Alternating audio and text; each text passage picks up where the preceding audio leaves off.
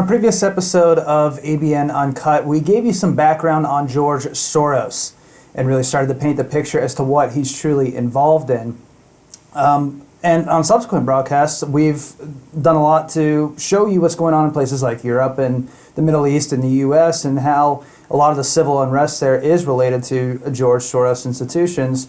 Now, with the anticipated climax of what many people in the media are calling the American Spring, we're getting a greater sense as to just how deep the collusion between George Soros and the U.S. government really is, especially with some of the recent headlines that have come out just in the past week. It has been reported that 7 U.S. senators signed a letter to Secretary of State Rex Tillerson asking him to use, quote, authority to investigate all funds associated with promoting democracy and governance and review the programs, accounts, and multiplicity of U.S. entities involved in such activities. Now, these activities are alluding to this ongoing controversy in Macedonia because U.S. taxpayer dollars have been claimed to have been funding projects mainly through George Soros' Open Society Foundation. Yeah, according to the letter, the American government agency USAID has been awarding millions in funding to the OSF to, quote, push a progressive agenda and invigorate the political left. Now, Macedonia, yes, that is a major concern, but not the biggest concern shown by these U.S. senators who have seen this following a very disturbing pattern of activity. In fact, Albania was also listed as a primary example, as well as Latin American and African countries. Now, apparently, many foreign leaders visiting Washington recently have expressed concerns about how American taxpayer dollars are funding counterproductive measures in their respective nations. If you recall, we previously have reported that Soros' home country, Hungary, disapproves of his meddling in other countries' affairs and does not want him disrupting their political endeavors. Prime Minister Viktor Orban again has warned of his, quote, transborder empire. Now, even the Hungarian foreign minister is not biting his tongue about Soros, but he is still somewhat hopeful.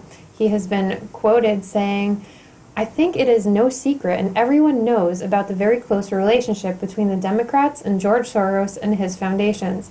It is obvious that if Hillary Clinton had won, then this pressure on us would be much stronger. With Donald Trump winning, we have the hope that this pressure will be decreased on us. Right, because now Obama is out of the office, and the right is seeing this as an opportunity to create more resistance against Soros-backed institutions. However, George Soros has his finger on a trigger of his own sitting atop U.S. soil. Back last Thursday, Mr. Soros contributed an op-ed piece to the New York Times. He said that President Trump's immigration policy and his treatment of aliens has not made the country safer. Instead, it's actually made the country more dangerous.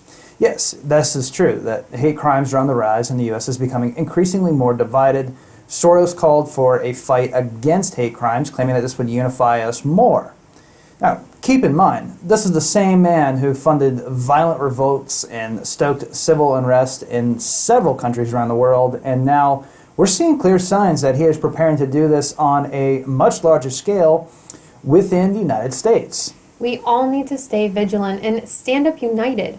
Not only that, but another thing to note is that a civil war in Macedonia could potentially push a proxy war between the U.S. and Russia, seeing that Russia has, quote, accused the West of meddling in Macedonia's internal affairs to further its own agenda.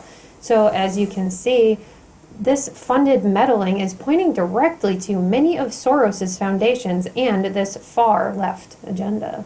Yeah, so we continue here to paint the picture that many of today's governments are doing more to create global strife, and many leaders are just helpless to stop this wave of destructive behavior. So there's really only one solution here, and that's to unify, of course, but not according to the agenda of the biblical man of lawlessness, George Soros, rather according to the true divine guidance from the Messiah, Lord Rael. And it's as simple as that, folks. Reporting today for ABN, I'm Joseph Monty. I'm Judith Alexis Marie. Until next time, God bless. Myself and others here at ABN are exceptionally dedicated to giving everyone the whole truth. We delight in making the sacrifice of time to report the facts as we aim to help people gain understanding and see through the facade of today's society. ABN has staff all over the world presenting the latest information to help all receive the truth in a timely and convenient manner. Many have already dedicated their lives to being a part or helping this cause. I am one of those who gave up a comfortable and successful life to help share the truth and good news of Christ's return. I can attest that my life will never be the same and has changed for the better. Why wouldn't you want to take that opportunity if you had a chance to be a light in the darkness? We rely on the kindness and generosity of others so we can continually deliver the whole truth, and your donation plays a crucial role in helping our staff continue their mission. If you would like to be a blessing to this cause, please consider sending even a small donation to abnmoskva@gmail.com on PayPal. Check us out online at armageddonbroadcastnetwork.tv, LordRoyale.org, sanctuaryinterfaith.org, and our congregation at facebook.com/groups/ICOLR.